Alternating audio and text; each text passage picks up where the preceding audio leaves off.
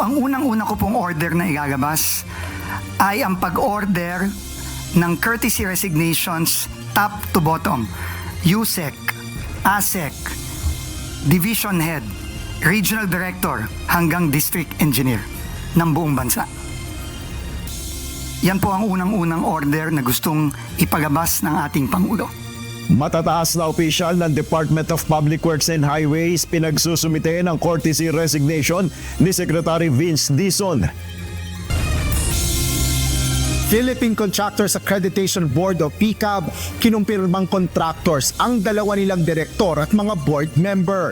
Sara Diskaya, inaming may mga kumpanya silang nagsasabay sa bidding para sa isang kontrata. Kausap po ang ating Chief PNP. Bibigyan niya po ng kautusan ng ating Director for Intelligence. Ang sabi niya, susundin natin yung proper channel and procedure upang magpunta sa Chinese Embassy at alamin yung spesipikong mga hinaing na binabanggit nila. Sapagkat kung titingnan natin yung kanilang publication na sinasabi nila na tumaas daw ang crime rate, kung crime rate po ang pag-uusapan natin, bumaba po tayo. Pahayag ng Chinese Embassy kaugnay sa mataas na krimen sa bansa, walang basihan ayon sa Philippine National Police. Sa totoo lang, nung nangyari to, kami ng Chief Torre naman, as I told you, we had a great relationship. Ngayon, pinag-aaway kami, ang team ko. Interior and Local Government Secretary John Vic Remulla, naniniwalang pinag-aaway lang sila ni dating PNP Chief Nicolas Torre III. Mukhang kakailanganin po ng legislation ng batas sapagkat yung pong ating local absentee voting law ay nag-specify lamang ng ilang grupo kung saan sila po ay papayagang makaboto na mas maaga. Batas na magpapalawig sa absentee voting kinakailangan ayon sa Commission on Elections.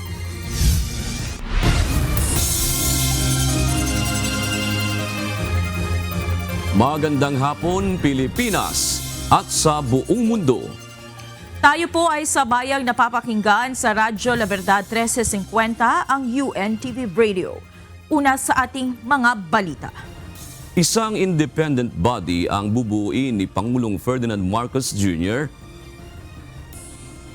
Magiging trabaho nito na imbestigahan at panagutin ang mga sangkot sa umano'y anomalya sa flood control projects. Samantala, command responsibility naman ang dahilan ng pagbibitiw sa pwesto ni dating Department of Public Works and Highways Secretary Manuel Bonoan. Ito ang balita ni Nel Mari Buhok.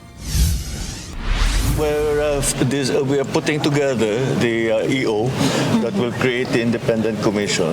The independent commission will be the investigative arm so that they will continue to investigate whatever information is received. Maglalabas ng executive order si Pangulong Ferdinand Marcos Jr. para sa pagtatatag ng independent commission na mag-iimbestiga sa mga katiwalian sa mga proyekto ng gobyerno, partikular na ang flood control projects. Ayon kay Pangulong Marcos, nasa 5 hanggang 7 miyembro ang bubuo sa naturang independent body. Kakailanganin anya ang tulong ng mga eksperto sa batas, partikular na ng mga justice at prosecutors. We need forensic investigators. We need, of course, lawyers, justices, prosecutors who will look at the evidence and look at the information that we have, and they will put together that information and make the recommendation to either DOH or the Ombudsman, depending on who is found to be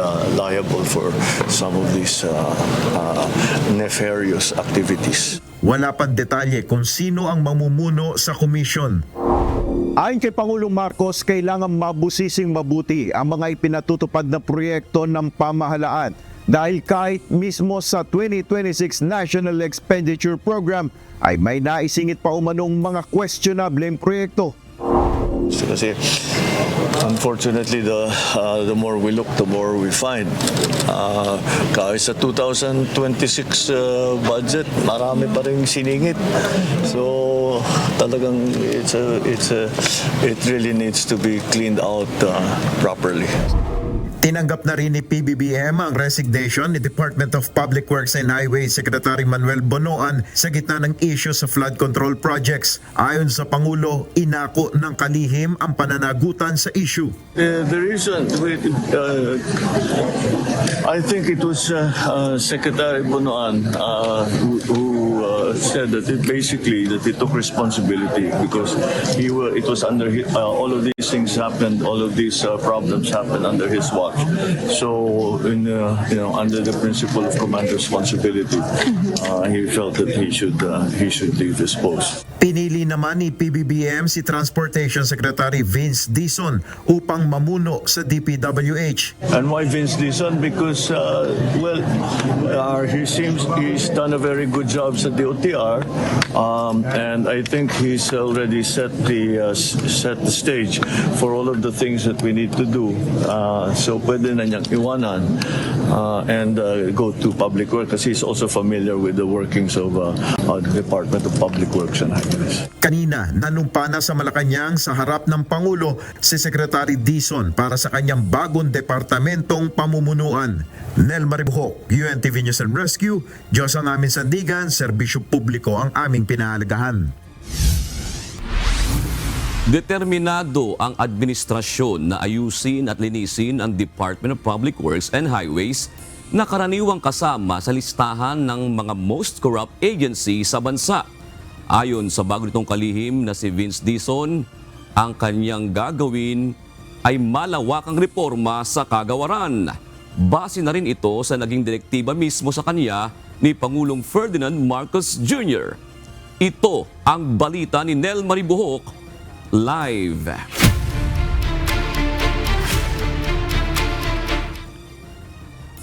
Nel, ano ang ipatutupad na mga reforma ni Secretary Dizon sa gitna ng issues sa flood control projects?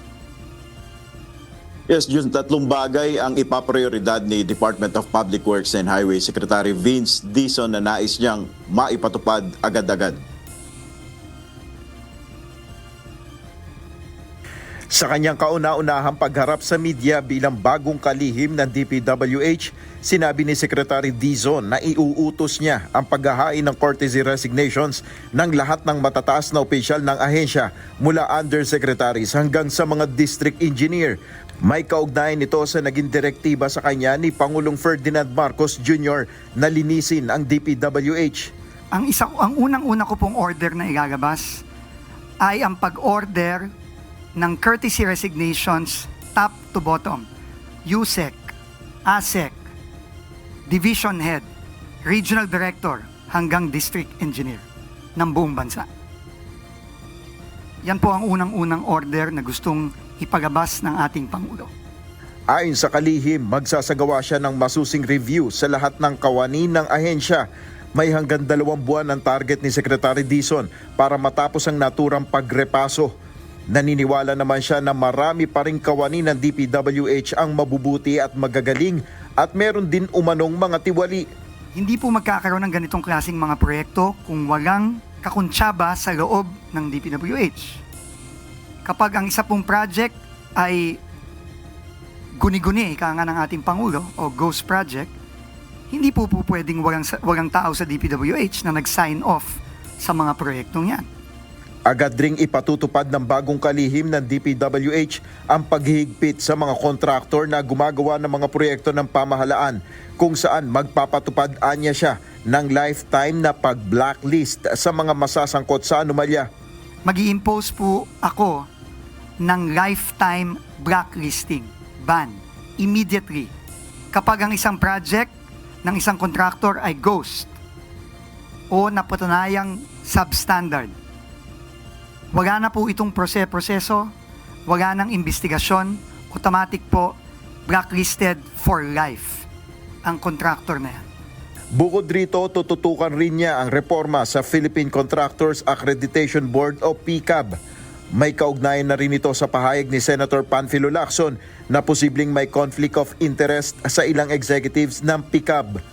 Maging ang umano'y accreditation for sales scheme.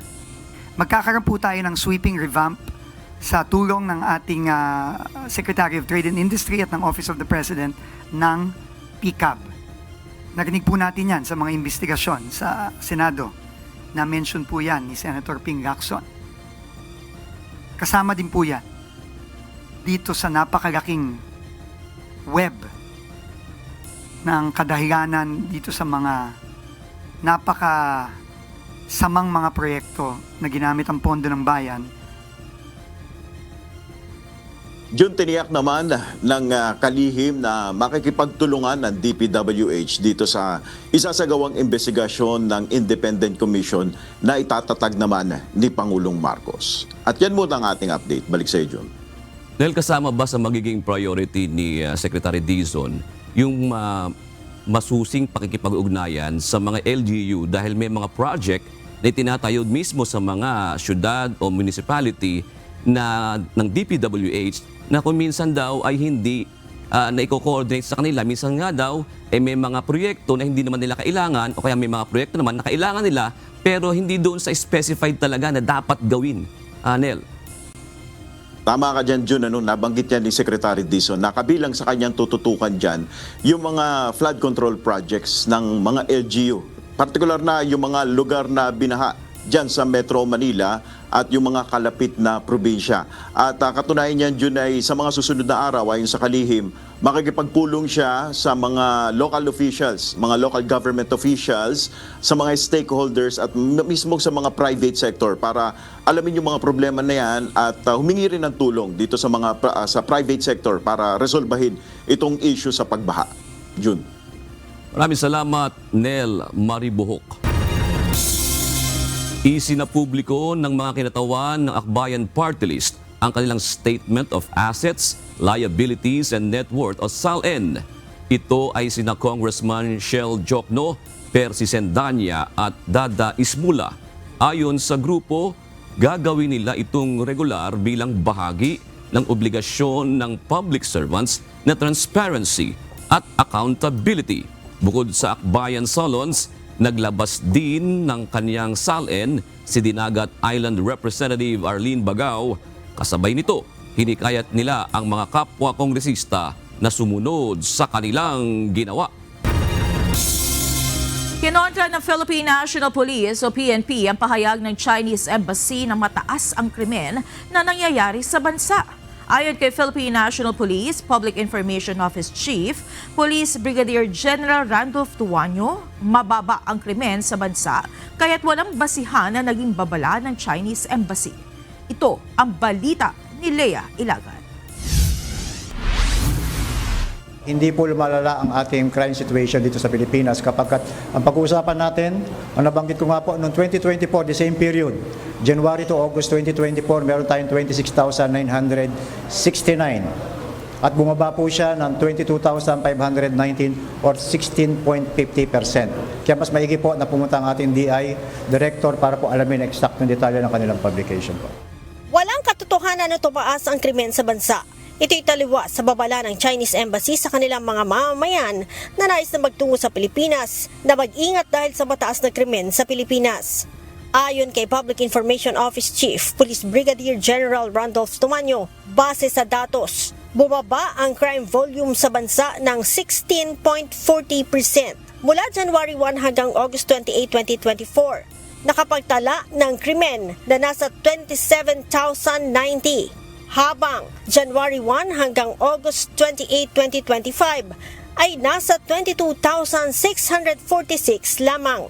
Bumaba din umano ng 16.5% ang 8 focus crime na kinabibilangan ng murder, homicide, physical injury, rape, robbery, theft, carnapping ng motor vehicle at carnapping ng motorcycle.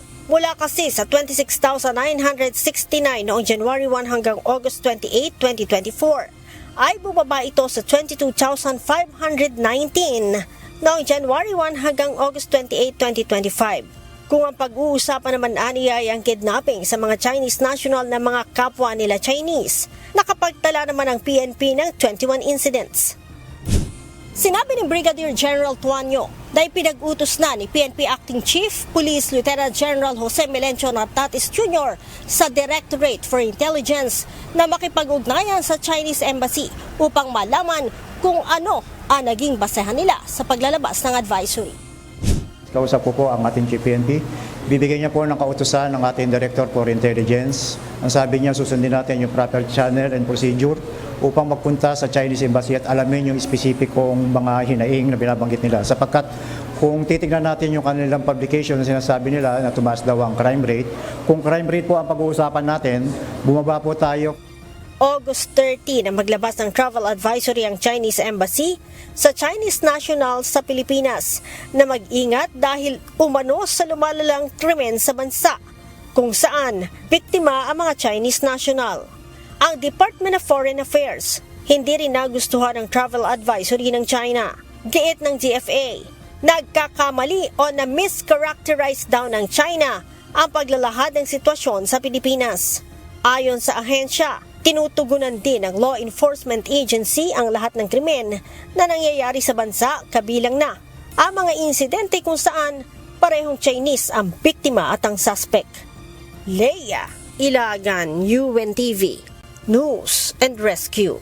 Diyos ang aming sandigan, serbisyo publiko ang aming pinahahalagahan. Walang umiiral na quota system sa pambansang pulisya. Ito ang nilinaw ng bagong pinuno ng Philippine National Police na si Lieutenant General Jose Melencio Nartates Jr. Ayon kay Lieutenant General Nartates, nagtatrabaho ang mga pulis base sa intelligence at investigation information. Mayroon din hawak na kopya ng warrant of arrest mula sa korte at mga wanted persons sa mga pulis, kaya't dito nakabase ang mga huhulihin ng mga otoridad. So there's no such thing as a quota. But of course, our operation, our directive is based on data and record. Nauna nang ipinaguto si dating PNP Chief Police General Nicolas Torre III ang paramihan ng maaaresto na siyang basihan ng promosyon ng mga pulis. Pirmado ni Acting Philippine National Police Chief Police Lieutenant General Jose Melencio Nartates Jr. ang resolusyon na 2025-0558 ng National Police Commission kaugnay sa modification sa pwesto ng 12 matataas opisyal ng Philippine National Police. Kabilang sa mga third-level officers na nasa resolusyon ng NAPOLCOM ay sina Police Lieutenant General Bernard Banac na retain bilang Deputy Chief for Administration. Gayon din si Police Major General Robert Alexander Morico II bilang Acting Director ng Criminal Investigation and Detection Group o CIDG. Retained din si Major General Anthony Aberian bilang Director ng National Capital Region Police Office. Ibinalik naman sa Police Regional Office 4A si Police Brigadier General Kenneth Lucas bilang Direktor. Habang mula sa Police Regional Office 12 ay itinalaga naman si Brigadier General Romeo Macapas sa Personal Holding and Accounting Unit o PHAU. Mula NAPOLCOM, isusumite ang naturang mga pangalan sa palasyo bilang bahagi ng proseso para sa kumpirmasyon ng Pangulo. Kinakailangan ng batas para mapalawig ang absentee voting at maisama ang senior citizens, persons with disability at iba pang critical sectors ayon sa Commission on Elections. Samantala, pinuna naman sa deliberasyon ng House Appropriations Committee ang zero budget para sa voter education ng COMELEC sa 2026. Ito ang balita ni Rosalie Cos. Mukhang kakailanganin po ng legislation ng batas sapagkat yung pong ating local absentee voting law ay nag-specify lamang ng ilang grupo kung saan sila po ay papayagang makaboto na mas maaga. Kabilang sa itinuturing ng Commission on Elections o COMELEC na tagumpay sa isinagawang May 2025 national and local elections ang mataas na voter turnout sa senior citizens, persons with disabilities, persons deprived of liberty at indigenous peoples. Ayon kay COMELEC Chairman George Erwin Garcia, mas mapatataas pa ito kung makapagpapasa ng panukalang batas para sa local absentee voting ng mga sektor na ito. Gayon din ang mga frontliner na itinuturing na nasa critical sector gaya ng health workers at iba pang frontline workers. Ginawa nito ang pahayag ng humarap sa House Committee on Appropriations para sa panukalang pondo ng komisyon para sa 2026. Bakit po ang ating mga overseas Filipinos pinapaboto natin na maaga? Bakit po yung ating mga media pinapaboto natin na maaga? Military, PNP, pinapaboto natin. Kung pabobotohin natin na maaga ang nakatatanda, may kapansanan. Sa araw ng eleksyon, naghihintay na lang po sila ng results. Sa mga nakalipas na halalan, may early voting hours sa senior citizens at PWD mula 5 a.m. hanggang 7 a.m. Kasama naman sa local absentee voting ay mga kawani ng media at mga tauhan ng pulisya at militar. Sana nga mapagsama-sama na lang sila para doon sila boboto na mas maaga sa mga exclusive na mga presinto na i-establish po natin. Yes, kaya po yon. Yes, pwede po nating ma-expand. Kaya lang po, the COMELEC cannot do it. There should be legislation. Ayon sa COMELEC, nasa 3 hanggang 3.5 billion pesos naman ang dagdag na pondong kailangan kung palalawigin ang early voting. Samantala, pinuna naman ng isang kongresista ang zero budget para sa voter education ng COMELEC sa 2026. Ayon din sa COMELEC chairman, sayang ang 2 taon kung walang research and development na gagawin ng komisyon bago ang 2028 national elections. Pero zero po kami sa 2026. Simply because, Madam Chair, wala daw po namang preparatory election. Sa 2027 pa po dapat. Pero alam niyo po, ang voters education should be starting early. Yun po yung sayang po yung 2 years. Tinanggalan po kami ng 145 million. Mr. Chair, this is unacceptable. Kung gusto natin ng reform, lalo na para sa mga election natin, kailangan ng pondo ang voter education. I'm sure even those in the minority would agree that if we want a free and fair elections, voter education is a non-compromisable budget item. Bukod dito, nasa 9 billion pesos ang halaga ng pondong hinihiling ng COMELEC na maidagdag sa kanila para sa taong 2026 matapos tuluyang aprobahan ang rescheduling ng Barangayan Sangguniang Kabataan Elections o BSKE sa 2026. Sa 2026 National Expenditure Program na inendorso ng Executive Branch sa Kongreso, 11.84 billion pesos ang proposed budget para sa COMELEC.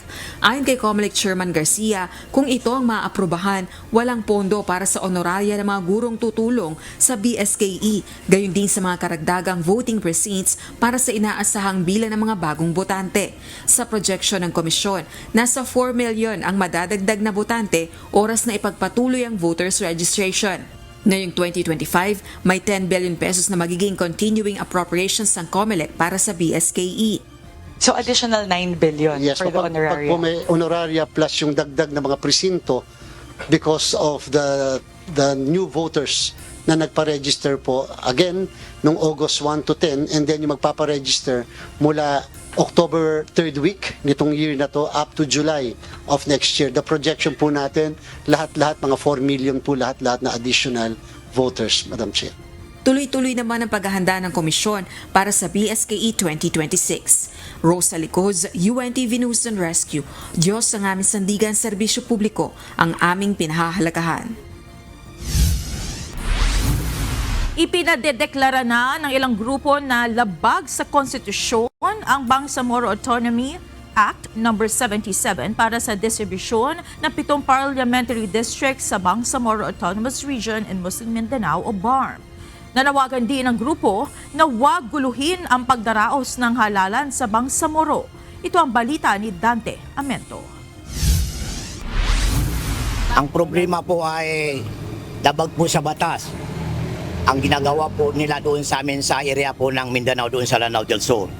Dahil ang redistricting ay inilipat po ang mga ibang mga municipality sa ibang mga municipality. Dumulog sa Korte Suprema kanina ang ilang grupo sa Bangsamoro Autonomous Region in Muslim Mindanao o BARM, partikular sa probinsya ng Lanao del Sur. Naghain sila ng very urgent petition na kumukwestiyon sa Bangsamoro Autonomy Act No. 77 na nag-uutos ng distribusyon ng 7 parliamentary district seats na orihinal na nakatalaga sa Sulu. Kabilang din sa mga petitioner ay si Commander Bravo ng Moro Islamic Liberation Front o MILF. Anila, ipinasa ang batas ng madalian, walang sapat na konsultasyon at ang pagpapasa nito ay para pumabor sa ilang politiko o partido kaugnay ng nalalapit na halalan. Kami po ay naniniwala na ito ay unconstitutional dahil hindi ito dumaan sa tamang proseso. Ito po ay labag sa konstitusyon ng Pilipinas at labag po sa CAB, Comprehensive Agreement on the Bangsamoro, at labag po ito sa Bangsamoro Organic Law. Wala silang ginawa na sapat na konsultasyon doon sa mga affected area, lalong-lalo na the Municipality of Kapay. Gusto nilang maglabas ng Temporary Restraining Order o TRO ang Supreme Court upang huwag ipatupad ang nasabing batas. Nilinaw naman ng mga ito na hindi sila tutol sa pag-distribute ng 7 seats pero dapat anila na may due process o idaan sa tamang proseso. Nais din ng grupo na hindi magpahadlang ang Commission on Elections at ituloy ang preparasyon para sa halalan. Hayaan ang mga residente ng BARM na pumili ng sa tingin nila ay mga leader na nararapat umupo at kumatawan sa kanila sa parlamento. Binigyang diin ng mga ito na huwag guluhin ang eleksyon sa Bangsamoro para sa inaasam na kapayapaan na ilang siglo ng pinag-uusapan. Ayon sa chairman ng Bangsamoro Development Agency o BDA na si Manguntawar Makakuna, may politiko na sariling interes ang pinaiiral kaya nagkaroon tuloy ng kalituhan. Political interest ng mga ibang politician dyan na gusto nila lahat yung mga district ay ang mananalo ang yung mga yung mga candidate nila. Tiniyak naman ng Commission on Elections na tuloy ang eleksyon sa BARM pero hindi na rin nila kayang ipatupad ang ipinasang batas ng parlamento. Dagdag pa ni Chairman George Erwin Garcia, hindi sila naghahanap ng away kundi nagpapatupad lang ng batas na ang eleksyon ay dapat isasagawa sa October 13. Hindi po maghahanap ng away ang COMELEC dito sa Bangsamoro bagkus kami ay partner ng parlamento ng buong Bangsamoro sa pagkakaroon ng isang maayos na halalan. Dapat po maging maliwanag sa mga kababayan nating Moro kung tayo ba'y magkakaroon ng halalan o wala. Ang tagal ng pinangako, may imbiyerno na naman ba? Dapat yung pangako tinutupad. Dante Amento, UNTV, News and Rescue. Diyos ang aming sandigan, serbisyo publiko ang aming pinahahalagahan. Narito naman ang mga balita sa iba't ibang panig ng mundo na ihahatid ng ating global correspondent na si Jack de Ocampo mula sa Chester, United Kingdom.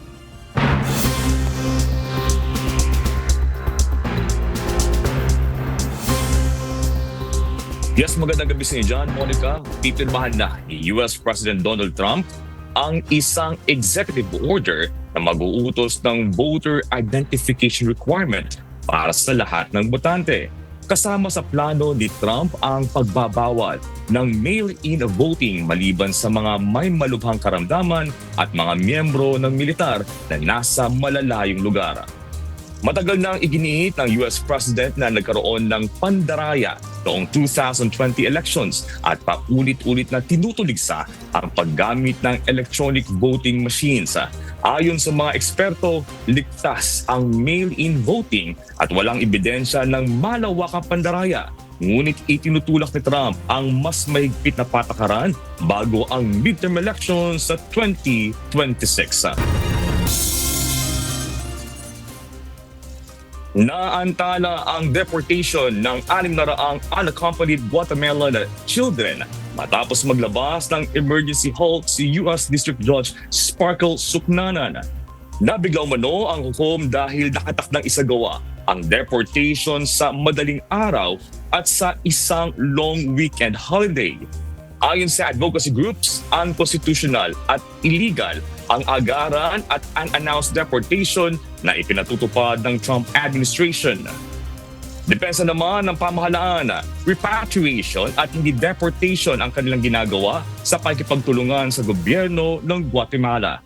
Samantala, ilan sa mga bata ay nasa loob na ng eroplano sa El Paso, Texas at naghihintay ng oras ng paglipad pauwi ng Guatemala.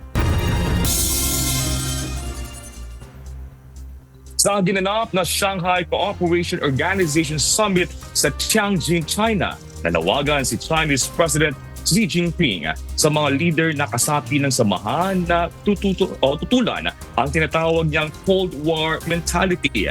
Iginiit ni Xi na dapat magkaroon ng mas pantay at makatarungang sistema ng global governance bilang alternatibo sa pamumulong ginagawa ng Estados Unidos.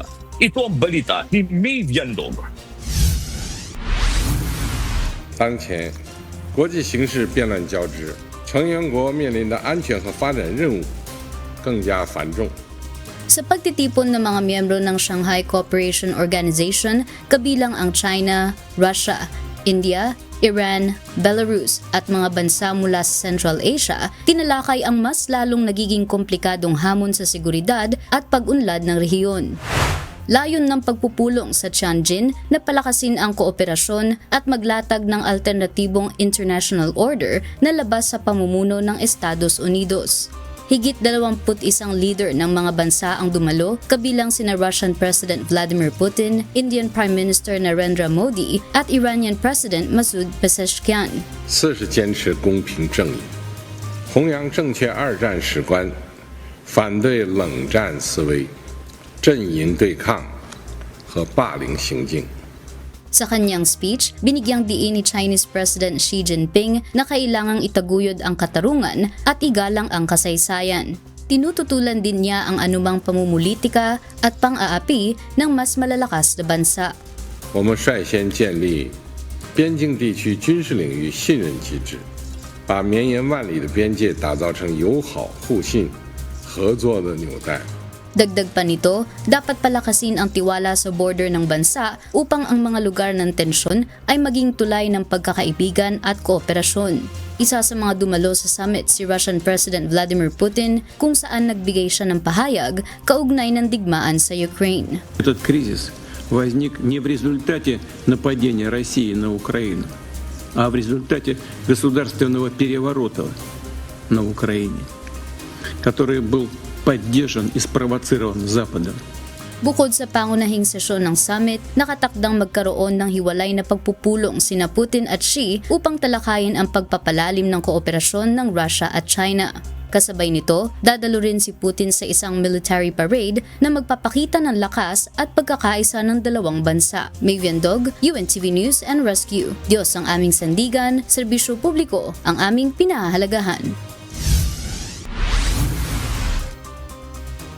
Inaresto ng mga otoridad ang isang 39 anyos na lalaki matapos nitong banggain ang gate ng konsulado ng Russia sa Woollahra, Sydney, bandang alas 8 kaninang umaga. Unang namataan ang kotse na nakaparada sa driveway at nang lapitan ng mga otoridad, bigla itong umandar papasok sa gate ng gusali. Isang pulis ang nagtamo ng pinsala sa kamay ngunit walang naiulat na ibang nasugatan. Patuloy pa ang investigasyon sa motibo ng sospek. Kinumpirma ng Israel na napatay nila ang tagapagsalita ng Hamas Al-Qassam Brigades na si Abu Aboida sa airstrike sa Al-Rimal District sa Gaza City. Ayon sa Israel Defense Forces, natukoy ang kanyang kinaroroonan sa pamamagitan ng nakalap na intelligence report bago pinasabugan ang gusali gamit ang 5 misayla. Nagpahayag ng pasasalamat si Defense Minister Israel Katz sa matagumpay na operasyon at binalaan na susunod na tatargetin ang iba pang lider ng Hamas. At yan ang mga balita mula sa iba't ibang panig ng mundo mula dito sa Chester, United Kingdom. Ako si Jack Del Campo. Magandang gabi. Naniniwala si Department of the Interior and Local Government Secretary John Vic Remulla na pinag-aaway lang sila ni dating PNP Chief Nicolas Torre III dahil sa kumakalat na fake news sa social media patungkol sa pagbili ng armas ng pambansang pulisya. Samantala, sinabi rin ng kalihim na lagi silang nakabatay sa National Expenditures Program at hindi siya basta-basta pumipirma lalo na sa ini-insert na budget sa mga ahensyang nasa ilalim ng DILG. Ito ang balita ni Benedict Samson. Sa totoo lang, nung nangyari to, kami na ni Chief Torre naman, as I told you, we had a great relationship. Ngayon, pinag-aaway kami, ang tingin ko. Walang hidwaan at maayos ang kanilang relasyon. Ito ang tiniyak ni Department of the Interior and Local Government Secretary John Vic Remulla sa gitna ng mga balita na may hindi sila pagkakaunawaan ni dating Philippine National Police Chief Nicolas Torre III. Ayon kay Secretary Remulla, pawang misinformation lamang ang mga nakasaad sa social media na tila daan upang pag-awayin sila ng dating PNP Chief. Dagdag pa ng kalihim, hindi totoong usapin na kaya ito naalis bilang PNP Chief ay dahil sa hindi inaprobahang 80,000 pieces ng baril na planong bilhin para sa pambansang pulisya. And I still maintain and I would like to give him credit na tinanggihan niya talaga as I recommended. So yung pinakitang hindi siya nakapirma, that was a NAPOLCOM resolution, entirely different from the purchase. Wala talaga. So General Torres did not do anything wrong. Nag-cooperate siya sa akin, nag-confirm siya. Okay kami doon sa issue na yan. Sa katunayan, noon pa man ay pinaalalahanan pa ni Remulla si Torre na pag-aralan at maging maingat dahil sa congressional insert patungkol sa bagong armas.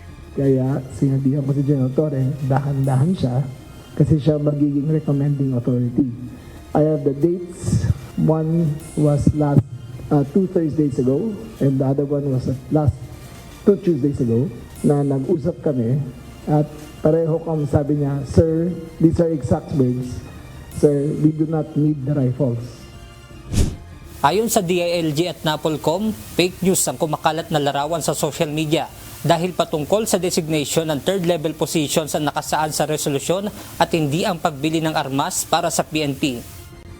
So this is the other signed document by the National Police Commission and Bank on the designations of General Nartates and 12 others to different posts.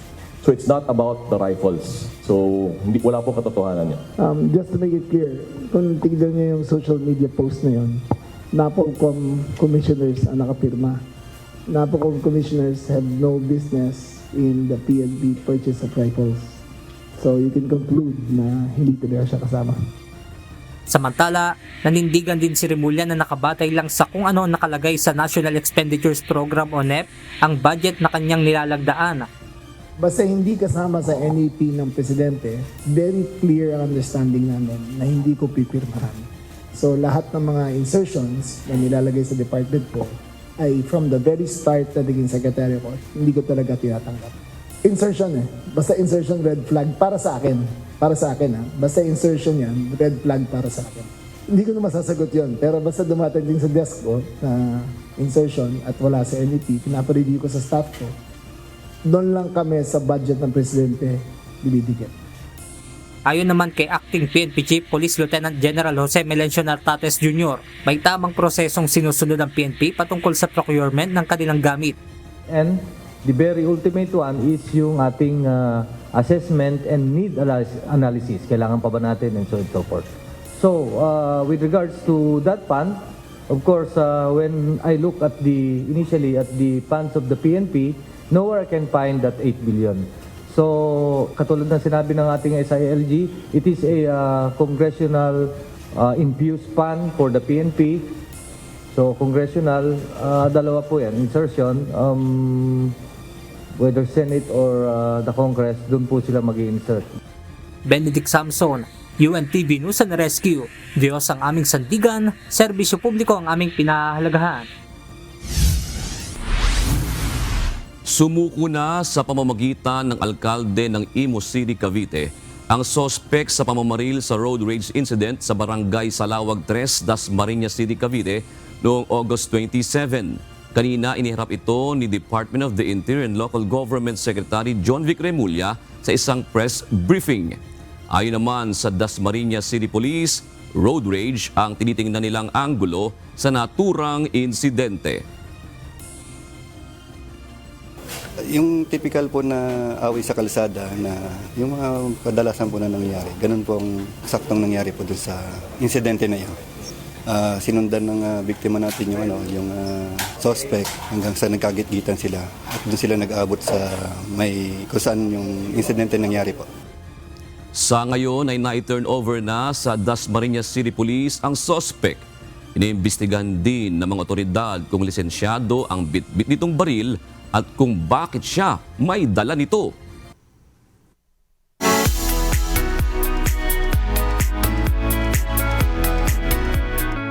Pwede nang ma-enjoy ng mga bata ang physical activity sa KDR Adventure Camp sa Orani, Bataan. Ngayong taon, itinampok ang bagong Titans Junior kung saan maaari na ring maranasan ng mga bata ang iba't ibang obstacle course sa KD Rock. Ito ang balita ni Benedict Samson.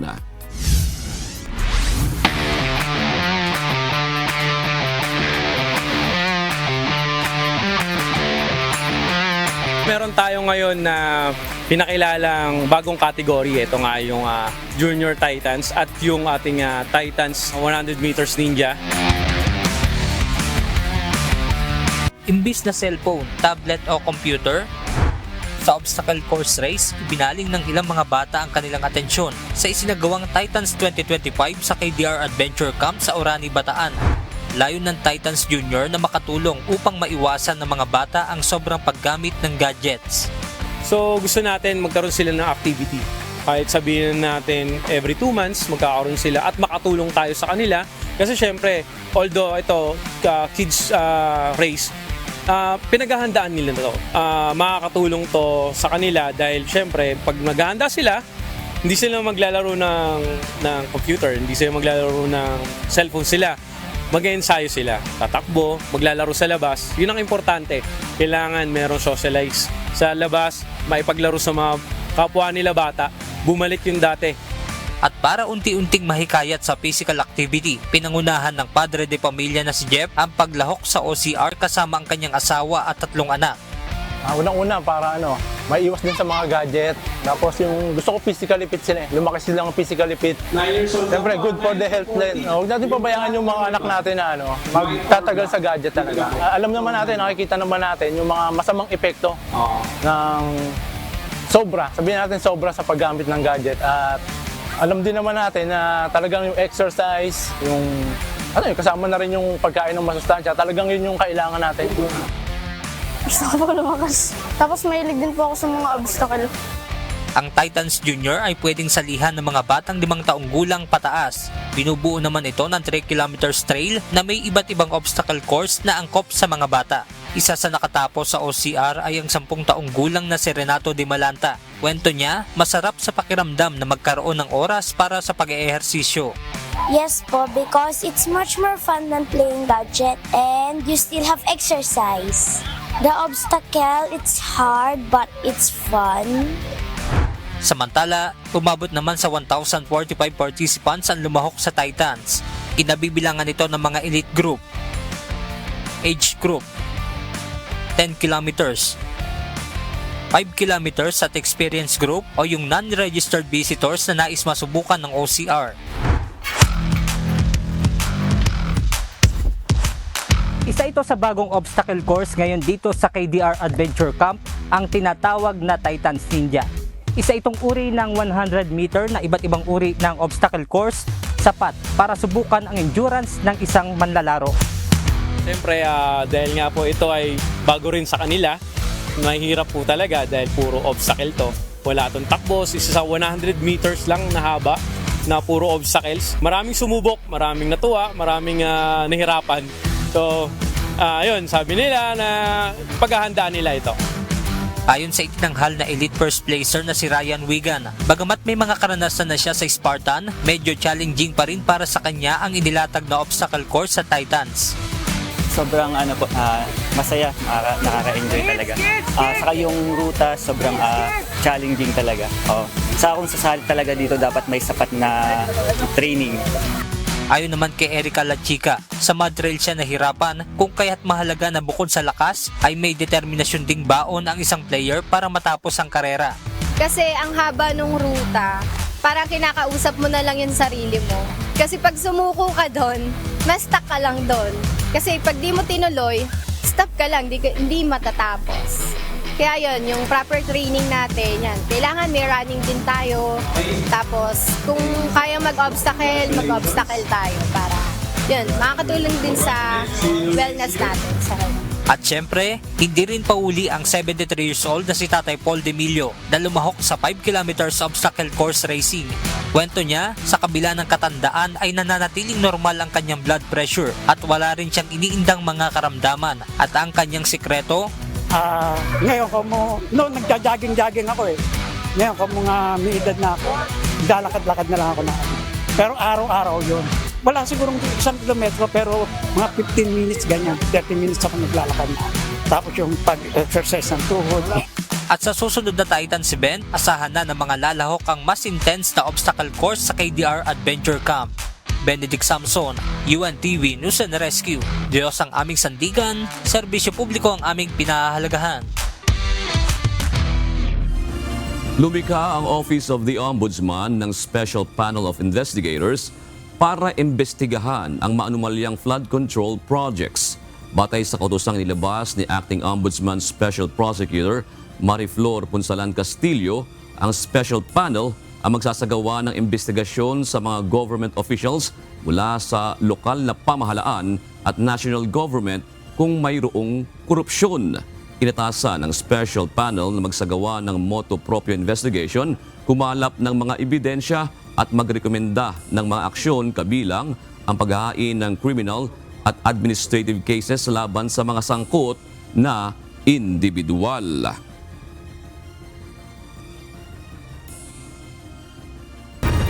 Araw ang pagkakatatag ng Baguio City bilang isang chartered city at pinangalan ng summer capital ng bansa. Ginamit naman ni Mayor Benjamin Magalong ang pagkakataon para muling ipanawagan ang pagkakaisa ng mamamayan laban sa korupsyon. Ito ang balita ni Grace Doc Tolero, live.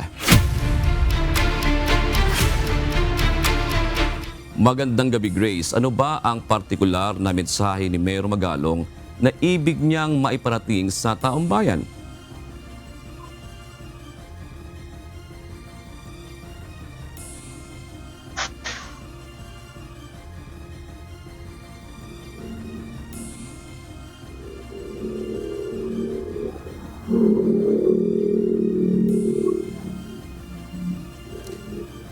Babalikan po natin ang ulat na yan ni Grace Doc Tolero.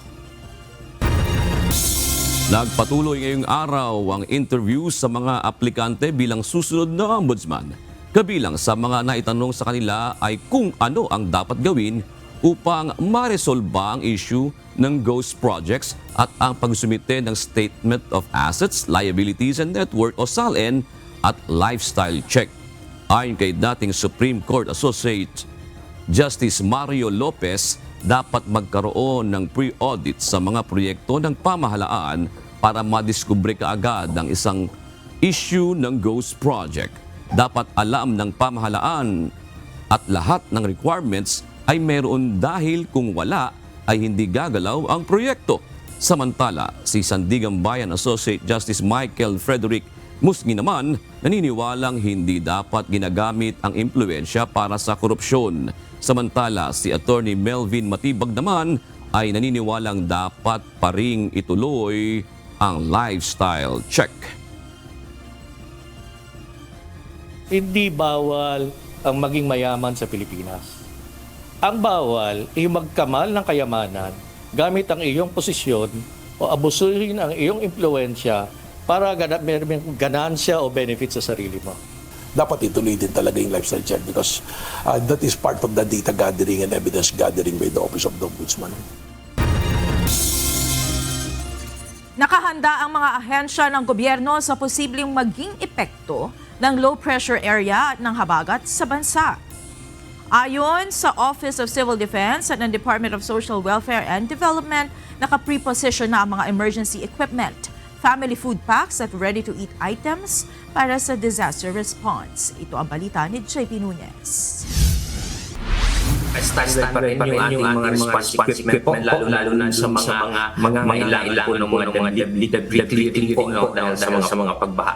Nakaalerto pa rin ang Office of Civil Defense o OCD sa posibleng maging epekto ng low pressure area at ng habagat sa bansa. Ayon kay OCD spokesperson Junie Castillo, nakahanda ang mga equipment ng mga Disaster Risk Reduction and Management Office sa mga rehiyon. Sa ngayon, patuloy silang nagbababala sa mga lugar na nakataas ang heavy rainfall warning o ang yellow alert at orange alert na mag-ingat sa mga posibleng landslide. Pinag-iingat na rin nila ang mga residente sa mga lugar na tinukoy ng Mines and Geosciences Bureau na may banta ng landslide. Inabisuhan po na huwag po munang bumalik, maghintay po ng mga abiso po ng mga local authorities ninyo bago po kayo bumalik dun sa mga bahay kung kayo po ay mga nasa evacuation center. Samantala, ang Department of Social Welfare and Development o DSWD nakahanda rin sa LPA at habagat. Ayon kay DSWD spokesperson, Assistant Secretary Irene Dumlao, kahit na suspendido ang trabaho ng mga ahensya ng gobyerno, nakaalerto pa rin ang mga frontline disaster response personnel ng ahensya sa buong bansa. Sa ngayon, mayroon anyang nasa higit 2 milyong kahon ng family food packs ang naka-standby sa kanilang mga warehouse sa buong bansa at handang ipamahagi sa oras ng sakuna. Meron ding nasa higit 116,000 boxes ng ready-to-eat food na maaari namang ipamahagi sa mga maaapektuhan ng suspensyon ng mga biyahe ng barko. Nasa higit 300,000 naman ang non-food items na may lamang kumot, hygiene kits, kitchen kits at modular tents. Samantala, iniulat ng Philippine Atmospheric, Geophysical and Astronomical Services Administration o PAGASA na isang unprecedented na thunderstorm o matinding pag-ulan ang nagpabaha sa Quezon City nitong Sabado, August 30. Ayon sa State Weather Bureau, nakapagtala ang DOST PAGASA Science Garden Station ng nasa 134.2 mm ng rainfall mula 1:00 ng hapon hanggang 4:00 ng hapon. Katumbas na ito ng nasa 1 linggong buhos ng ulan na bumagsak sa QC sa loob lamang ng ilang oras. Sa mga larawang ibinahagi ng Quezon City Government, patuloy silang nagsasagawa ng clearing operations sa lungsod para linisin ang mga basura. Sako-sakong basura ang nakolekta ng Department of Sanitation and Cleanup Works ng Quezon City mula sa nagdaang pagbaha. Inaabisuhan nila ang mga residente na huwag munang ilalabas ang basura habang wala pa ang puting truck mula sa DSQC upang maiwasan itong kumalat na maaari pang magdulot ng pagbabara sa mga kanal na magiging sanhi muli ng pagbaha. JP Nunez, UNTV, News and Rescue. Diyos ang aming sandigan, serbisyo publiko ang aming pinahahalagahan. Binaha ang ilang barangay sa Quezon City nitong Sabado dahil sa pagbuhos ng malakas na ulan. Karamihan sa mga lugar na lumubog, hindi binabaha noong mga nakaraang panahon. Tiniyak na lokal na pamahalaan na tuloy-tuloy sila sa ginagawang pagsusuri at pag-aaral upang tuluyang masolusyonan ang pagbabaha sa lungsod. Ito ang balita ni Jed Neresina. As far as I know, 100 plus yung detention bases na gagawin. Sa drainage master plan ng Quezon City, nasa phase na tayo ng infrastructure. Tapos na yung planning. So ano na to, mag-start na ang infra niya. Basketball court sa ibabaw at detention basin sa ilalim. Ganito ang disenyo ng isa sa proyekto ng Quezon City Local Government upang maibsan ang mga malawakang pagbaha sa lungsod. Ayon kay Pichi De Leon, tagapagsalita ng Quezon City Disaster Risk Reduction and Management Office, matagal nang nakaplano ang Drainage Master Plan ng QC Government, katuwang ang UP Resilience Institute. Paliwanag ng QC DRRMO, kapag malakas ang ulan at may mga pagbaha na sa lungsod, konektado ang waterways o drainage system sa ilalim ng covered court o open area kung saan ilalagay ang detention basin. Para siyang yung sa BGC na magbuhukay ng parang basin sa ilalim ng basketball court or open area. Tapos doon may ipon yung baha. Tapos pag huminto yung ulan, unti-unting pakakawalan yun sa mga waterways. Hindi siya permanent na may water every time lang na may baha para doon pupunta yung tubig ulan. Nandito kami ngayon sa ilalim ng isang basketball court sa Gloria 2 Tandang Sora, Quezon City. Isa ito sa detention basin na ginagawa ng lokal na pamahalaan. Kung makikita, ongoing pa yung construction. Ngunit kapag natapos, magsisilbi itong imbakan ng tubig tuwing panahon ng tag-ulan. Ayon kay Engineer Miko Obundo, project engineer ng nasabing proyekto sa lugar, 27 meters ang haba ng basin at 16 meters naman ang lapad at nasa 3 metro ang taas. Para kapag bumaha, dito pupunta yung tubig. Tapos ipapump out yun kapag humupa na yung baha. Bali kung litro ay 1,256,000.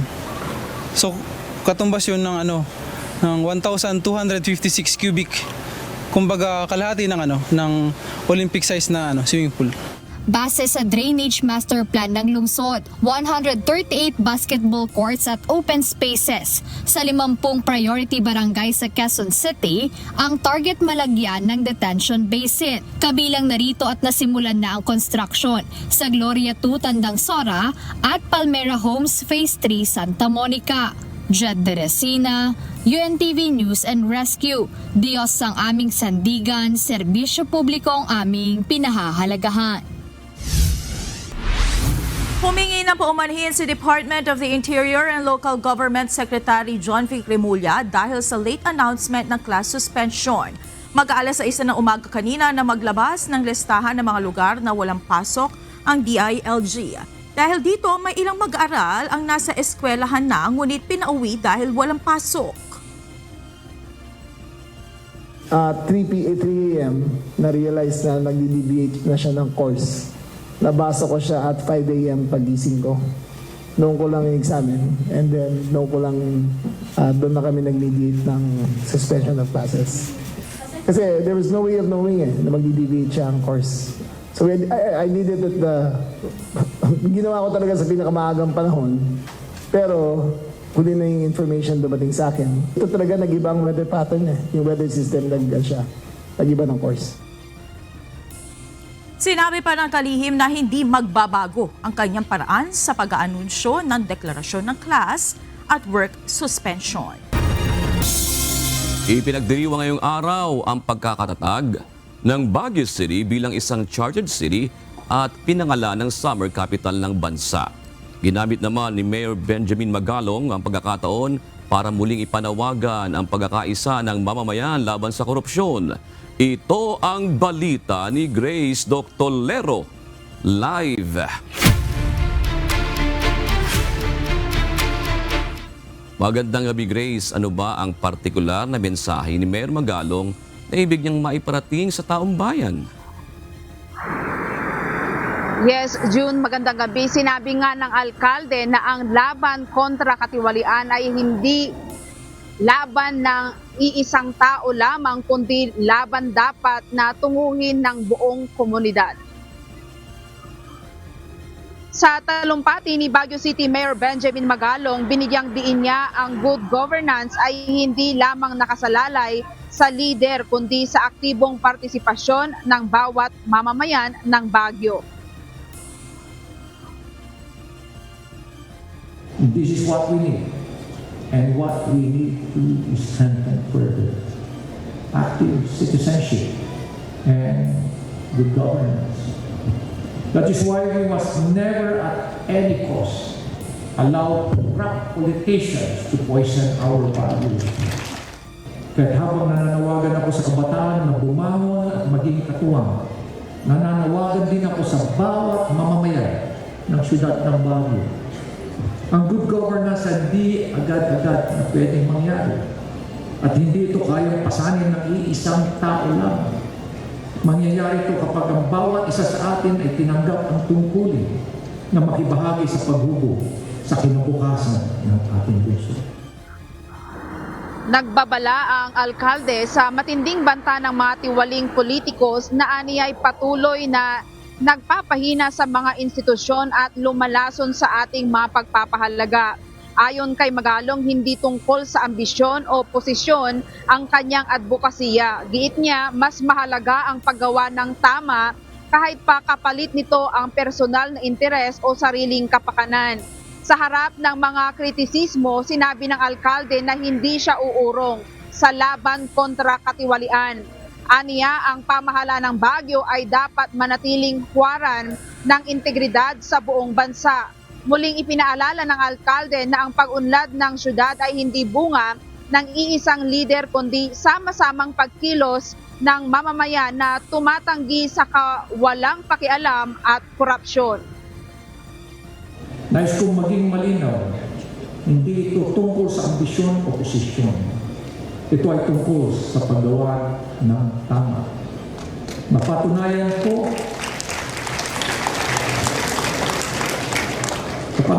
na noong pinipili kong ipaglaban ang katotohanan kaysa sa aking karir sa investigasyon during the Mama Sapano incident, wala pong halaga ang titulo. o promosyon. Kung ang kapalit naman ay pananahimik habang naghihirap ang ating mga mamamayan. Hindi ko hahayaang manatiling tahimik habang patuloy na nininakawan ng korupsyon ang kinabukasan ng ating bayan at lalong-lalo na ang ating mga kabataan. Binigyang din ni Magalong na ang laban kontra korupsyon ay pangmatagalan. Handa umano siyang magsakripisyo maging ang sariling buhay para masiguro ang magandang kinabukasan ng mga kabataan. June, sa huli nanawagan ang alkalde sa mga Baguio residents at buong sambayanan na magbuklod para sa good governance. Aniya, ang pag-unlad at kinabukasan ng bayan ay nakasalalay sa pagkilos ng bawat Pilipino laban sa katiwalian. Yan muna ang balita mula dito sa Baguio City. Balik sa iyo, June. Maraming salamat, Grace Dr. Lero.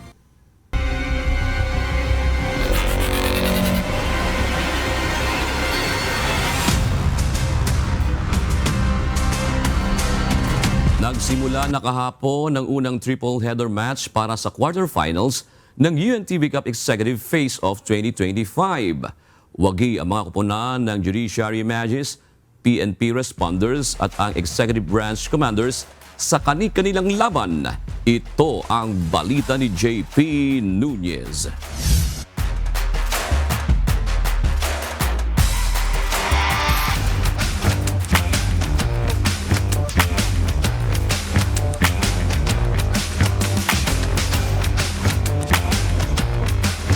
Mas maaaksyon ang naging tagpo sa bakbakan sa hardcourt sa simula ng panibagong yugto ng UNTV Cup Executive Face-Off 2025 Quarterfinals nitong linggo, August 31 sa bagong venue sa QC-D2 Gymnasium sa Quezon City. Sa first game ng triple-header match, naging epektibo ang estratehiya sa depensa ng Judiciary Magis kontra sa Ombudsman Graph Busters. Mas maraming naitalang turnover ang Ombudsman Graph Busters. Sa first quarter ng laro, una pang nakalamang ng puntos ang Ombudsman Graph Busters hanggang sa kalagitnaan. Pero with 4 minutes remaining, tabla sa score na 9 ang puntos ng magkabilang koponan. Nag-init ang Judiciary Magis at nakuha nila ang momentum para tambakan ng 5 puntos ang Ombudsman Graph Busters sa score na 16-11 sa pagtatapos ng quarter. Naalagaan ng Judiciary Magis ang kanilang kalamangan hanggang sa final quarter kung saan hindi na rin nakahabol ang Ombudsman Graph Busters. Final score, 52-41. Lamang ang Judiciary Magis. Mas sinigpitan namin yung defense namin. Mas naging aggressive kami sa defense kasi we know naman na pag maganda yung defense namin, maganda rin yung magiging offense namin. Nakita ko nga rito ngayon na nawala yung momentum namin, nawala yung pagiging team or unit ng laro namin. So, magre-regroup kami. Best player of the game si Attorney Romulo Jojo Paras na nag-ambag ng 5 puntos, 7 rebounds at 1 block. I think it's more on our preparation. Saka maganda yung game plan ng mga coaches. So it was very clear kung ano yung mga roles namin. So we just tried to play our roles as much as possible.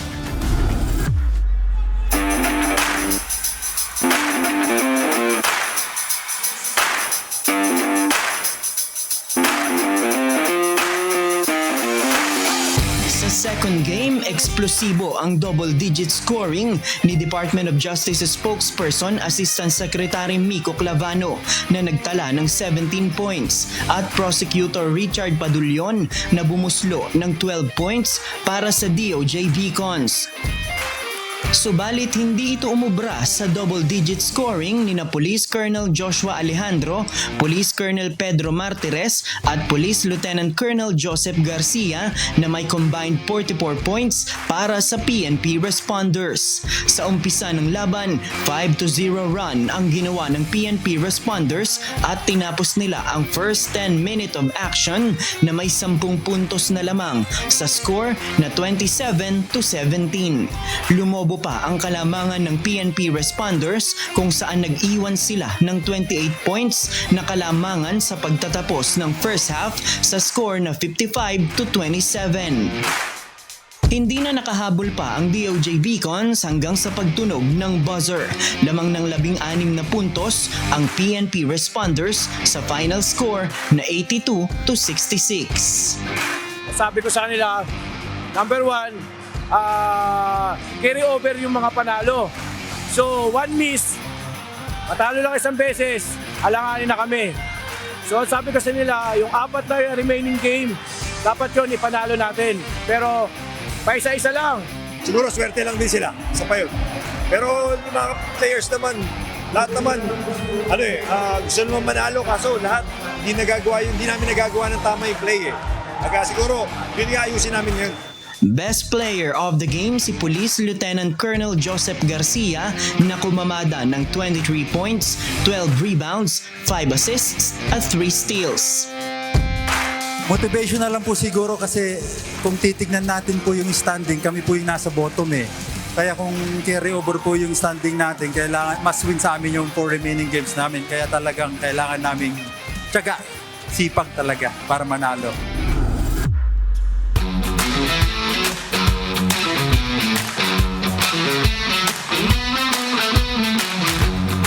Sa huling game, comeback win ang ginawa ng Executive Branch Commanders kontra sa GSIS Furies mula sa kanilang pangit na laro sa first half. Mula first quarter hanggang third quarter, kahit pabahagyang nakakadikit sa scoring ang Executive Branch Commanders, nasa GSIS Furies pa rin ang advantage. Pumukpok sina Education Secretary Sani Angara, Attorney Chino Ramos, Chief Executive Officer Mark Lapid at Undersecretary BJ Palatao para iambag sa kanilang koponan ang combined 59 points. With 24 seconds remaining sa third quarter, nakatabla ang Executive Branch Commander sa GSIS Furies sa score na 47-all mula sa under the basket ni Lapid. 47-all pa rin sa pagtatapos ng third frame. Sa fourth quarter, kahit kinapos na ng hangin, mas naging determinado ang Executive Branch Commanders kung saan sila naman ang nakakuha ng advantage sa laban. With last 2 minutes remaining, lamang ng 3 puntos ang Executive Branch Commanders. Tumira ng 3 si Attorney Chino Ramos, lalo pang natambakan ang GSIS Furies. Tuluyang bumaliktad ang ikot ng bola kung saan sa pagtatapos ng game, ang Executive Branch Commanders ang nakakuha ng panalo sa score na 68-59. Morely on defense na talaga ang pinaka-focus namin talaga sa panalo ito. And effort namin. Yung pagkatalo namin siguro ngayon, nakita ko lang sa OP, gusto talaga nilang manalo. Tapos medyo masama lang talaga yung laro ng iba naming mga boss kasi hindi kami nakompleto sa mga practice nito mga nakaraan. Best player of the game si Attorney Chino Ramos para sa kanyang double-double performance with 19 points, 12 rebounds, 4 assists at 3 steals. It was just the momentum, We had momentum on our side. So pinagpatuloy lang namin yun from third quarter going into the fourth quarter. And ini-implement, in-execute lang namin yung mga plays namin na pinapractice during practices.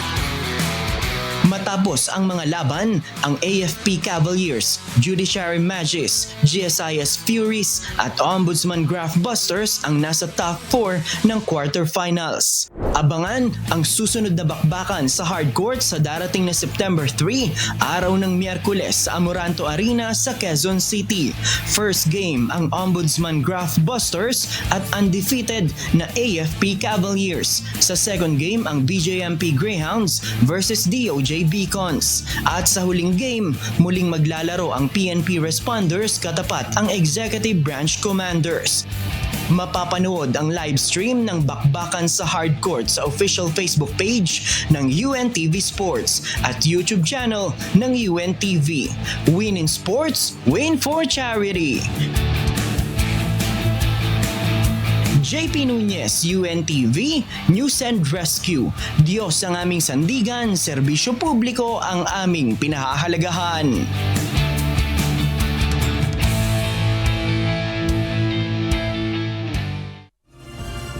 Sinimulan na rin ng Senado ang investigasyon sa panukalang pambansang pondo para sa susunod na taon.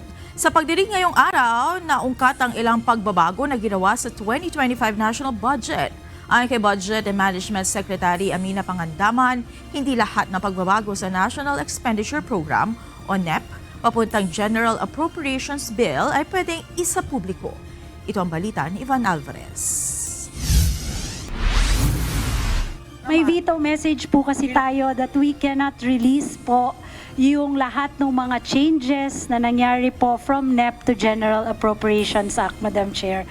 Kinuwestiyon sa pagdinig ng Senado ang ilang issue sa kontrobersyal na 2025 national budget, gaya na lamang ng unprogrammed appropriations o pondong nakareserba para sa mga hindi patiyak na mga programa. Ngayong taon, mayroon pang higit 57.8 billion pesos na excess revenue na hindi nadidisburse mula sa unprogrammed appropriations. Pero in the last few months, may mga anak ng Diyos na nakakapag-release ng unprogrammed.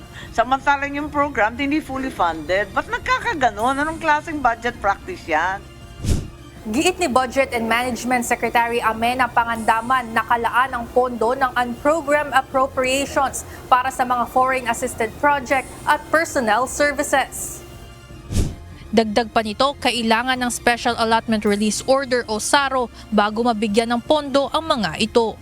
Samantala, 53.3 billion pesos naman ang proposed budget para sa Philippine Health Insurance o PhilHealth para sa taong 2026. Kasalukuyang nakabinbin sa Supreme Court upang desisyonan ang zero subsidy allocation para sa state health insurer ngayong 2025, kung saan 60 billion pesos dito ay napunta na sa Bureau of Treasury. Ayon sa DBM, sakali mang ibalik ang pondong ito, hindi na ito maibibigay na muli sa PhilHealth para sa taong 2026. And assuming po they ask us to return, at least for 2026 hindi na po namin magagawa because we have already prepared our national expenditure program. Anya, may limitasyon na para sa 2026 NEP, ngunit may posibilidad pa rin itong madagdagan kung mayroong mag-file ng supplemental budget sa Kongreso para dito.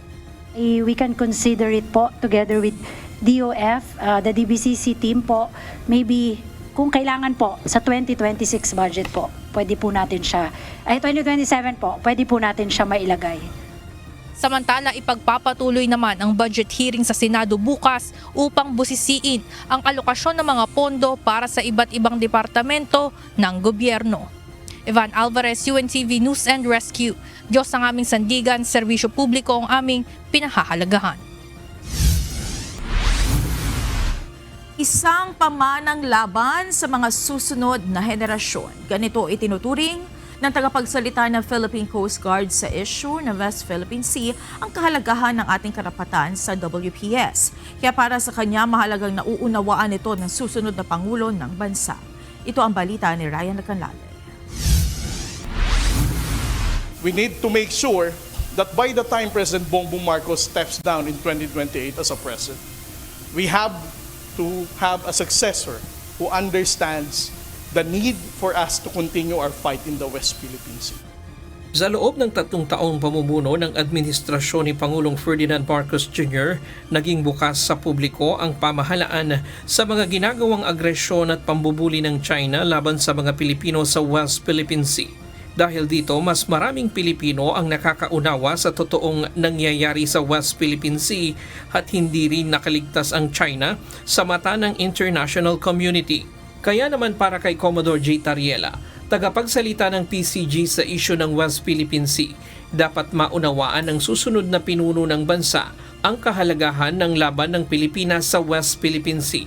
Anya, hindi dapat isinasantabi ang mga ginagawang hakbang ng kasalukuyang pamahalaan sa pagtatanggol ng ating karapatan sa karagatan. We should no longer allow any sitting president to forget about our fight in the West Philippine Sea and downplay it. Ito ay utang natin sa ating mga bayaning Pilipinong nagbuwis ng buhay para tayo maging malaya at magkaroon ng isang bansa. Ayon pa kay Tariela, hindi lamang isyu ng kasalukuyang pamahalaan ng West Philippine Sea, kundi isang usaping mamanahin ng mga susunod na mga henerasyon. Iginiit ng PCG na hindi lamang kolonyalismo ang hadlang sa bansa, kundi ang kawalan ng tamang impormasyon. Kaya't mahalaga na mas maagang maunawaan ng mga kabataan ang kahalagahan ng West Philippine Sea. Gaya po na sinabi ni Justice Carpio, ang West Philippine Sea is intergenerational. Whether we like it or not, ito ay issue na ipapamana natin sa susunod na saling lahi ng Pilipino. Aniya hindi kayang tindigan ng bagong henerasyon ng kabataan kung hindi nila lubos na mauunawaan kung ano ang ating ipinaglalaban sa West Philippine Sea.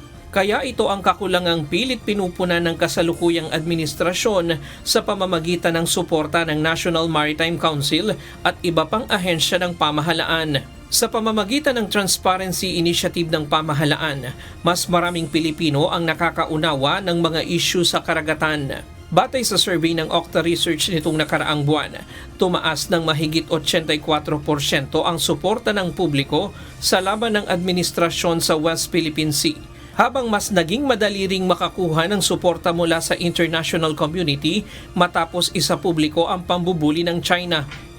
It is very difficult for the international community to support the Philippine government's fight if they do not know what is happening in the West Philippine Sea. We no longer suffer bullying because we choose to be silent. Under this administration, we choose to expose and publicize the aggressive actions in the West Philippine Sea. Samantala, nanawagan ng National Maritime Council sa mga Pilipino na manindigan laban sa propaganda at disinformation na ipinapakalat ng China.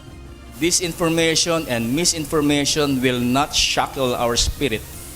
We must rally together, standing one, shoulder to shoulder, against the lies and half-truths that seek to corrupt our understanding of what is freedom. Ngayong araw nagsagawa ng sabay-sabay na flag raising ceremony ang National Maritime Council bilang panimula ng pagdiriwang ng Maritime and Archipelagic Nation Awareness Month o MANAMO na isinasagawa ngayong buwan. Layunin ng MANAMO na mas paigtingin ang kaalaman at kamalayan ng mga Pilipino sa mga isyu tungkol sa ating karagatan at maipaunawa kung bakit mahalagang ipaglaban at pangalagaan ang West Philippine Sea. Ipinagdiriwang ang MANAMO tuwing Setyembre, alinsunod sa Presidential Proclamation No. 316 na nilagdaan noong 2017. Ryan Lacanlale, UNTV News and Rescue. Diyos ang aming sandigan, serbisyo publiko ang aming pinahahalagahan. Pinagbigyan ng Senate Blue Ribbon Committee ang request ni Manuel Bonoan na ma-excuse sa pagdinig hinggil sa flood control projects. Kasunod ito ng kanyang resignation bilang kalihim ng Department of Public Works and Highways. Personal na dumalo si Bonoan sa ikalawang pagdinig ng Senado sa flood control. Ngunit sa naturang hearing, naghain ito ng manifestation matapos siyang tanungin ni panel chairperson Rodante Marcoleta kung gusto niyang mag-beg off sa pagsasalita. In view of this circumstance, Your Honor, that effective today, September 1, and since I am no longer the Secretary of Public Works and Highways and I don't have the official capacity to represent the department, that I may be excused on the proceedings at this point in time. Mga kontratista rin ang dalawang direktor at mga board member ng Philippine Contractors Accreditation Board o PCAB. Isa naman sa mga kontraktor ng mga naturang proyekto, inamin pang may mga kumpanya silang nagsasabay sa bidding para sa isang kontrata ng DPWH, habang isa pang kontratista maaring maharap sa 42 plunder cases dahil sa flood control anomaly. Ito ang balita ni Asher Cadapan Jr. live. Magandang gabi, Asher. Meron bang mga existing na kontrata ang mga PCAB director sa DPWH? Magandang gabi naman, June. May kasalukuyang kontrata ang 2 sa 3 sa mga direktor ng Philippine Contractors Accreditation Board o PCAB sa Department of Public Works and Highways o DPWH. Ayon yan mismo sa chairperson ng PCAB na dumalo sa pagdinig ng Senado, partikular na ng Senate Blue Ribbon Committee, kaugnay nga ng investigasyon sa mga umano'y anomalya sa flood control projects ng pamahalaan. Nais ng buwagi ni Pangulong Ferdinand Marcos Jr. ang PCAB ayon kay Senate Minority Leader Vicente Tito Soto III. Ito ay matapos madawit ang ahensya na siyang nangangasiwa sa pagbibigay ng accreditation o lisensya sa mga kontraktor. Inihayag ni PCAB Chairperson Pericles Dakay na alam niya na contractor din ang mga kasamahan nito sa naturang ahensya. Sa katunayan, nang lumitaw ang mga pangalan nila sa listahan ng mga contractor, ay voluntaryong nag-leave of absence ang isa sa mga direktor. Sa pagpapatuloy ng Senate hearing ng Blue Ribbon, kinuwestiyon ito ni Senate Majority Leader Joel Villanueva. Dr. Dakay, as chairperson, associated po kayo dun sa Dakay Construction and Development Corporation. May projects po kayo with national and various local governments for public facilities like government buildings and schools. Si Engineer Bagao, one of the top contractors ng flood control project, securing worth 7.7 billion. Si Engineer Escalante signed a contract with DPWH on behalf of his company in May 2022 while already a PCAB board member. Are you aware of this, sir? Yes, I'm aware of that, Your Honor. And there's nothing wrong with it? Actually, Your Honor, all of the members of the board of PCAB and the other boards in SIAP are all contractors. And there's no conflict of interest, you think, among your officials? And there's nothing we can do to stop the three of you, the powerful three in PCAB? Your Honor, if I may speak for myself, we do not have any government projects, Your Honor. We used to have, but not anymore. Sinabi naman ni Commission on Audit o COA Representative Tracy Ann Sunico, Acting Assistant Director ng National Government Audit Sector, may findings din sila ng mga audit sa PCAB. Bukod pa ito sa mga fraud audit ng mga umano'y ghost flood control projects ng DPWH kung saan nakasaad ang mga detalye at mga sangkot sa anomalya. Bunsod nito, pinasupina ng komite ang naturang COA report ng kanilang isinagawang fraud audit. Siniyasat naman ng mga senador ang mga kontraktor na nakakuha ng may pinakamalalaking proyekto sa gobyerno. Pangunahin na dito si Sara Diskaya na may siyam na kumpanya na kontratista ng pamahalaan. Inihayag ni Diskaya na nakasama sila sa bidding para sa kabuuang 491 flood control projects ng DPWH kung saan 71 ang na-award o nakuha ng isa lang sa kanilang kumpanya. Sa dami ng nakuha nitong proyekto, tinanggi ni Diskaya na may kausap ito sa DPWH nang tanungin ito ni Senate President Pro Tempore Jinggoy Estrada. One last question, Mr. Last Chair. question. Yeah, Mrs. Diskaya, meron bang pagkakataon yung siyam na pag-aari mo ng construction company, meron bang pagkakataon na sila naglalaban sa isang bidding, sa isang kontrata? Hindi po. Sigurado ka? Pag makakuha ako ng record sa ko. DPWH na si St. Timothy, si St. Gerard, si Alpha Phi Omega, sino pa? Si Alpha and Omega and St. Gerard, hindi po sila nagsasali sa isang bidding. Pero Okay, yung nga. ibang licenses, magkakasama sila minsan. So minsan naglalaban-laban yun, Sham? Yes po. Oh, so that is not a legitimate bidding. Dahil yung Sham na yon na naglalaban-laban sa isang award sa isang kontrata, iisa lang ang may-ari. So kahit sino doon, kahit sinong manalo doon sa bidding na yon, ikaw ang panalo. Dahil sa'yo lahat yun eh. Correct? Tama? Hindi po, kasi iba yung may-ari ng mga companies. Oh, sus! Nadismaya naman ang ilang senador sa isa pang contractor na Wawaw Builders nang tumangging magsalita sa pagdinig ang general manager nito. Iginiit ni Mark Alan Arevalo, ang general manager ng Wawaw Builders, na ang kanyang right against self-incrimination. Ito ay kahit itinatanong lang ng mga senador kung ano ang mga proyekto nito, partikular na sa probinsya ng Bulacan. Una nang lumitaw ang pangalan ng Wawaw Builders na may mga ghost project umano sa naturang probinsya na isiniwalat rin ni Senador Estrada. Kaugnay nito, sinubukan na lang ni Blue Ribbon Committee Chairperson Rodante Marcoleta na magbigay na lang ang Wawaw Builders ng impormasyon upang mas mapababa ang kanyang posibleng parusa na kakaharapin. 50 million lahat. So, Mr. Arevalo, kung 42 projects ito, 42 plunder cases ito eh. Kanina sinasabi namin sa inyo, kung nakikinig po kayo, makikipag-deal kami sa inyo na po pwedeng hindi na kayo ipoprosecute criminally, magturo na lang kayo. Kasi sa palagay namin, hindi kayo ang most guilty. Kapag nakapagturo po kayo nung mga kasangkot talaga dyan, na talaga sila naman ang talagang talamak na sa paggawa nito, anong malay ninyo? Baka imbes na criminal prosecution, wag na yon. Bayaran nyo na lang ang gobyerno, pero magturo po kayo. Para meron po tayong kapuntahan talaga. June, dumating din ang isa sa mga DPWH District Engineer na nakatalaga sa Bulacan Province na kinumpirma rin ng ahensya na may ghost project. Itinanggi ni Bulacan 1st District Engineer Henry Alcantara na sangkot siya sa ghost project. Ngunit inamin nito ang kanyang pagkakasino na ipinagbabawal sa mga kawani ng gobyerno. Yan ang latest dito sa Senado. Balik sa iyo, June.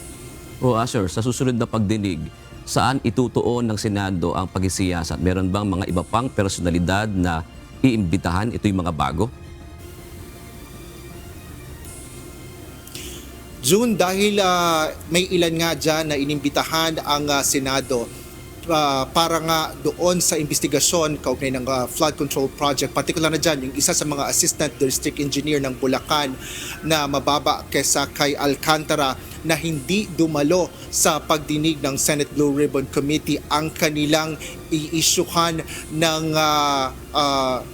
warrant of arrest dahil ito ay nabigyan na isyuhan ng contempt order dahil sa hindi sa pagdalo sa pagdinig. At yan ang aasahan na dadating sa susunod na pagdinig na isasagawa yan sa Lunes, September 8. June. Maraming salamat, Asher Cadapan Jr.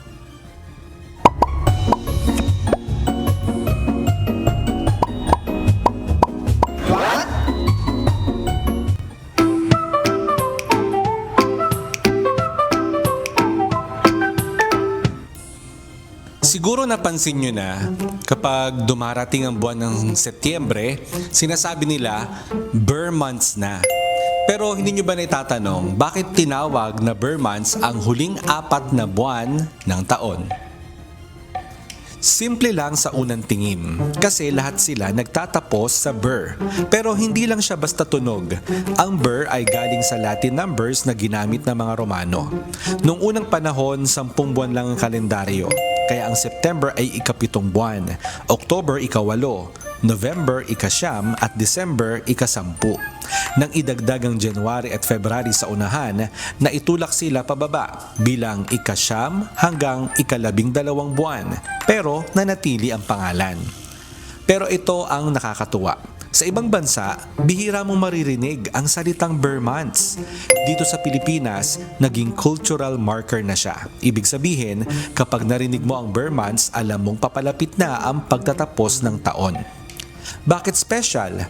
Dahil sa Burr months, nagsisimula ang iba't ibang preparations. Paghahanda sa mga reunion at pagtitipon, pagtatapos ng school term o project sa trabaho, at financial planning bago matapos ang taon. Kaya kahit iba-iba ang pananampalataya o tradisyon, nagiging panahon ng paghahanda at pagtanaw ang Burr months. May paliwanag din ng psychology. Kapag alam mong patapos na ang taon, mas lumalakas ang anticipation. Yung pakiramdam na may inaabangan. Kahit simpleng pagbilang ng buwan, nagiging emosyonal at makabuluhan. Kaya pala hindi lang siya simpleng 4 na buwan. Ang Burr months ay simbolo ng paglipas ng panahon, paghahanda at paglalapit ng mga tao, anumang tradisyon o paniniwala ang dala nila. Ngayon alam mo na, hindi lang siya basta tunog na burr. Ito ay bahagi ng kultura, kasaysayan at psikolohiya ng mga tao. Sana may natutuhan kayo at laging tatandaan, mapalad ang tao na nakakasumpong ng karunungan at ang tao na nagtatamo ng kaunawaan.